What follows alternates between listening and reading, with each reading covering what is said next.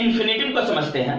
Infinitive किसे कहते हैं यह समझने के लिए उसके डेफिनेशन को समझना होगा। डेफिनेशन कहता है an infinitive is a verb form that can be used as a noun, an adjective और an adverb. That means infinitive verb का एक फॉर्म है जो सेंटेंस में नाउन के रूप में, एडजेक्टिव के रूप में तथा एडवर्ब के रूप में प्रयोग किए जाते हैं। इन्फिनेटिव्स टू प्लस वर्ब का बेस फॉर्म होता है, अर्थात इन्फिनेटिव्स हमेशा टू प्लस वर्ब के बेस फॉर्म के रूप में प्रयोग किए जाते हैं। चलिए अब इन्फिनेटिव्स को कुछ एग्जाम्पल की सहायता से समझते हैं, किस प्रकार इन्फिनेटिव्स नाउन के रूप में प्रयोग होते हैं, एडजेक्टिव के रूप में प्रयोग होते हैं तथा एडवर्ब के रूप में प्रयोग किए जाते हैं। हमारा पहला एग्जाम्पल कहता है ही लाइक्स टू रन। इस वाक्य में टू रन एक ऑब्जेक्ट के रूप में प्रयोग हुआ है तथा ऑब्जेक्ट के स्थान पे या तो नाउन आते हैं या तो प्रोनाउन आते हैं। यहां टू रन एक इन्फिनेटिव है जो कि नाउन के रूप में प्रयोग किया गया है। चलिए दूसरा example, to fly an aeroplane is a dream. यहां टू फ्लाई एक इन्फिनेटिव है जो कि नाउन के रूप में प्रयोग किया गया है। चलिए अब तीसरे एग्जांपल की ओर चलते हैं। हमारा तीसरा एग्जांपल है I have some clothes to wear. हमारे पास पहनने के लिए कुछ कपड़े हैं। यहां टू वियर एक एडजेक्टिव है जो कि क्लॉथ्स जो कि नाउन है उसे डिस्क्राइब करने का काम कर रहा है, उसके बारे में विशेष बतलाने का काम कर रहा है। इसलिए टू वियर एक एडजेक्टिव है तथा टू प्लस वर्ब का बेस फॉर्म होने के कारण यह इन्फिनेटिव भी है। तो चलिए अगले एग्जाम्पल की ओर चलते हैं। अगला एग्जाम्पल है to make the cake you must add the milk. तुम्हें केक बनाने के लिए मिल्क जरूर ऐड करने चाहिए। इस सेंटेंस में टू मेक द केक एक एडवर्ब है जो कि भाई से बने हुए प्रश्न को WHY से बने प्रश्न का उत्तर देने में सक्षम है और वाई से बने प्रश्नों के उत्तर देने वाले सेंटेंस हमेशा एडवर्ब कहलाते हैं। जैसे you must add the milk, तुम्हें जरूर दूध मिलाना चाहिए। वाई, क्यों मिलाना चाहिए? To make the cake, cake बनाने के लिए। तो यहां वाई से बने हुए प्रश्न का तुम्हें मिल्क क्यों मिलाना चाहिए, why you must add the milk, तो यहां वाई से बने हुए प्रश्न का उत्तर टू मेक द केक के रूप में आ रहा है। तो टू मेक द केक यहां एडवर्ब होगा और हम पाते हैं कि इस एडवर्ब में टू मेक जो कि टू प्लस वर्ब का बेस फॉर्म है एक इन्फिनेटिव है। इस प्रकार हम पाते हैं कि इन्फिनेटिव एडवर्ब के रूप में भी प्रयोग किए जाते हैं। तो अब हम सब इन्फिनेटिव्स के टाइप्स के बारे में जानेंगे। इन्फिनेटिव्स कितने प्रकार के होते हैं? आंसर कहता है there are 3 types of infinitives. Infinitives 3 प्रकार के होते हैं। Number 1 full infinitives, number 2 zero infinitives and number 3 split infinitives. Full infinitives कहता है when infinitives are used with to are called full infinitives.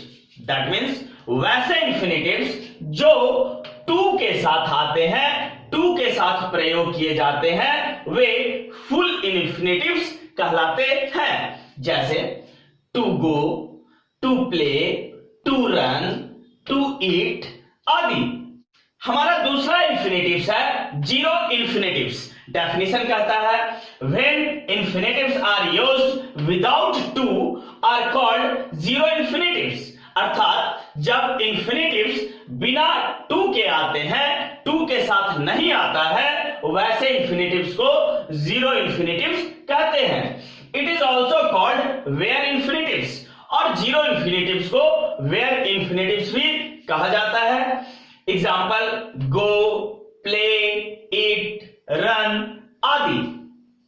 उसी प्रकार हमारा तीसरा इन्फिनेटिव्स स्प्लिट इन्फिनेटिव्स है।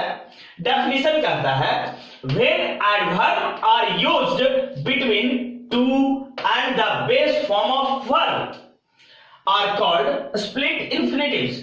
दैट मीन्स वैसे इन्फिनेटिव्स जिसमें टू तथा वर्ब का बेस फॉर्म के बीच में कोई एडवर्ब आ जाए तो वैसे इन्फिनेटिव्स को स्प्लिट इन्फिनेटिव्स कहा जाता है। वर्ब का बेस फॉर्म कहने का मतलब हुआ V1, that means go, play, dance, cook.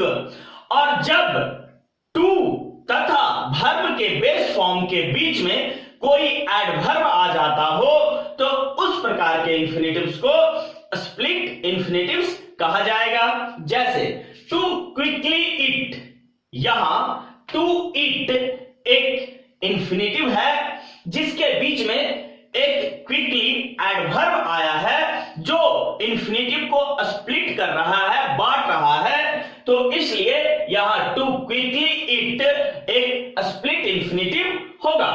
चलिए उसी प्रकार टू ब्रेवली फाइट, तो यहां टू फाइट एक इन्फिनेटिव है जिसे बांटने का काम एक एडवर्ब ब्रेवली कर रहा है। ब्रेवली टू फाइट के बीच आकर उसे स्प्लिट कर रहा है, उसे बांट रहा है, तो इस प्रकार के इन्फिनेटिव्स स्प्लिट इन्फिनेटिव्स कहलाएंगे। एग्जाम में स्प्लिट इन्फिनेटिव्स को एक ईरर के रूप में देखा जाता है। यह एक ईरर के रूप में आता है जिसे करेक्ट करना होता है। जैसे टू क्विकली ईट, यह सही प्रयोग नहीं है। क्विकली ईट को हम टू ईट क्विकली लिखेंगे। उसी प्रकार टू ब्रेवली फाइट को करेक्ट रूप में टू फाइट ब्रेवली लिखा जाएगा। तो इस प्रकार स्प्लिट इन्फिनेटिव्स हमेशा एग्जाम में ईरर के रूप में आएगा तथा उसे आपको करेक्ट करना होगा, सुधारना होगा। इस प्रकार आप हमेशा यह ध्यान रखेंगे कि अगर टू प्लस वर्ब के बेस फॉर्म के बीच एडवर्ब आ रहा है तो यह स्प्लिट इन्फिनेटिव होगा, लेकिन यह एग्जाम में ईरर के रूप में आएगा और आपको टू प्लस वर्ब के बेस फॉर्म के बीच से एडवर्ब को साइड करना है और उसे करेक्ट फॉर्म में लिखना है। तो चलिए अब फुल इन्फिनेटिव्स तथा जीरो इन्फिनेटिव्स को कुछ एग्जाम्पल की सहायता से समझते हैं। Full infinitives to plus verb का बेस फॉर्म से बना होता है। दैट मीन्स फुल इन्फिनेटिव्स हमेशा टू प्लस वर्ब के बेस फॉर्म के रूप में आएगा। जैसे I want to watch TV, यहां टू वॉच एक फुल इन्फिनेटिव्स होगा क्योंकि यह टू प्लस वर्ब के बेस फॉर्म जो कि वॉच है से बना हुआ है। चलिए दूसरे एग्जांपल की ओर चलते हैं। I can't wait to see you, इस सेंटेंस में टू सी एक फुल इन्फिनेटिव्स है क्योंकि यह टू प्लस वर्ब का बेस फॉर्म जो कि सी के रूप में है से बना हुआ है। हमारा अगला एग्जांपल है we tried to confuse the enemy. इस सेंटेंस में टू कंफ्यूज जो कि टू प्लस वर्ब के बेस फॉर्म से बना हुआ है, इसलिए टू कंफ्यूज फुल इन्फिनेटिव्स होगा। हमारा अगला एग्जांपल है I like to write in English. इस सेंटेंस में टू राइट फुल इन्फिनेटिव्स होगा क्योंकि यह टू प्लस वर्ब का बेस फॉर्म से बना हुआ है। यहां वर्ब का base form V1 form right है। चलिए अगले एग्जांपल की ओर चलते हैं। To swim in the sea may be dangerous. इस सेंटेंस में टू स्विम एक फुल इन्फिनेटिव है क्योंकि यह टू प्लस वर्ब का बेस फॉर्म स्विम से बना हुआ है। इस प्रकार स्पष्ट होता है कि फुल इन्फिनेटिव्स हमेशा टू प्लस वर्ब का बेस फॉर्म वर्ब का फर्स्ट फॉर्म से मिलकर बनता है। उसी प्रकार अब जीरो इंफिनिटिव्स को समझने का प्रयास करते हैं। जीरो इंफिनिटिव्स सेंटेंस में बिना टू का प्रयोग किया जाता है। दैट मीन्स जीरो इंफिनिटिव्स सेंटेंस में टू के साथ प्रयोग नहीं किए जाते हैं। चलिए जीरो इंफिनिटिव्स में प्रयोग होने वाले कुछ नियम को समझते हैं। कहता है it always comes after modal auxiliary. That means zero infinitives हमेशा मॉडल एक्जुलरी के बाद प्रयोग किए जाते हैं। मॉडल एक्जुलरी के अंतर्गत आते हैं can, could, shall, should, may, might, shall, will आदि। जैसे इसे एग्जाम्पल की सहायता से समझते हैं। I can give you some fruits. इस सेंटेंस में कैन एक मॉडल एक्जुलरी है और मॉडल एक्जुलरी के साथ प्रयोग होने वाले इंफिनिटिव्स जीरो इंफिनिटिव्स होते हैं जिसके साथ टू का प्रयोग नहीं होता है। अतः यहां गिव एक जीरो इंफिनिटिव होगा जिसके साथ टू का प्रयोग नहीं किया गया है। जीरो इंफिनिटिव से संबंधित हमारा अगला नियम है हैड वेटर से भी जीरो इंफिनिटिव्स बनाए जाते हैं। दैट मीन्स एक सेंटेंस में हैड वेटर का प्रयोग कर जीरो इंफिनिटिव्स बनाए जाते हैं। हैड वेटर का अर्थ होता है अच्छा होता। हैड वेटर का हिंदी अर्थ अच्छा होता होता है। चलिए इसे एग्जांपल से समझते हैं। अच्छा होता कि अब आप पढ़ लेते। That means you had better read now. इस सेंटेंस में हैड बेटर का प्रयोग हुआ है अतः रीड यहां एक जीरो इंफिनिटिव होगा। जीरो इंफिनिटिव से संबंधित हमारा अगला नियम कहता है why not, why should be तथा वुड रैदर के साथ हमेशा जीरो इंफिनिटिव्स का प्रयोग होता है। Example why not ask your friend to go.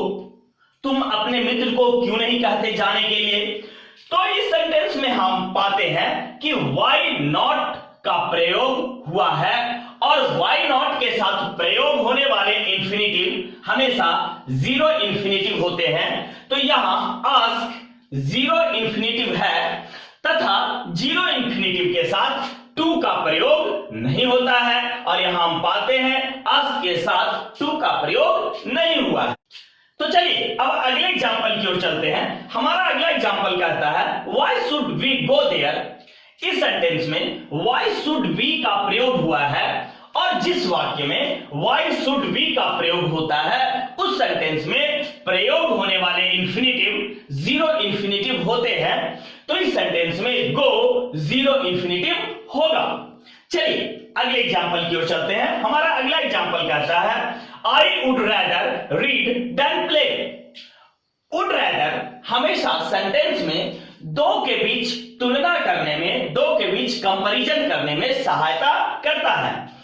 I would rather read than play. That means हमें पढ़ना खेलने से ज्यादा पसंद है।